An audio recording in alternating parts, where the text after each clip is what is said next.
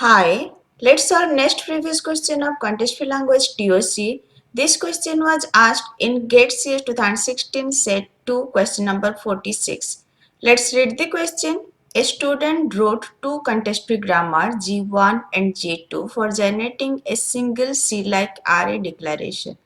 The dimension of the array is at least 1, means it can be one dimensional, two dimensional, three dimensional. It should be at least one or more than one. For example, int a 10 3. This is a two-dimensional array declaration. The grammar used D as start symbol and used six terminal symbol int, semicolon, id, start square bracket, end square bracket, num. These are the six terminal. Then grammar G1, D derive int L semicolon, L derive id, start bracket E, then E derive num, end bracket, then E derive num, end bracket, start bracket A. Then grammar G2, D derive int L semicolon, L derive id, E, E derive E, start bracket, num, end bracket, E derive start bracket, num, end bracket. Which of the grammar correctly generate the declaration mentioned above? This is a declaration given. It is asking which grammar can generate this declaration. A 10 3, these are not in terminal. Let me write with the help of terminal int. Then in place of A, you can generate id, that is for any identifier. Then start bracket is in terminal, then num, end bracket, start bracket, num, end bracket, and semicolon.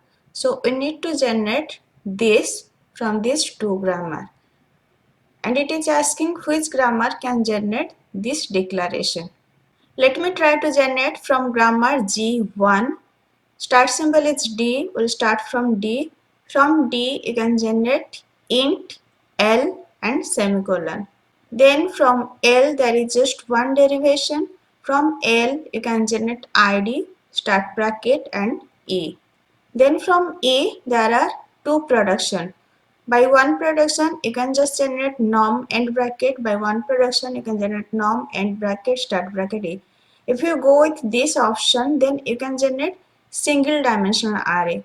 But here it is asking two dimensional array. For that reason we will go with the second production. From E we will derive num, then end bracket, start bracket, E. Now we need to generate another num.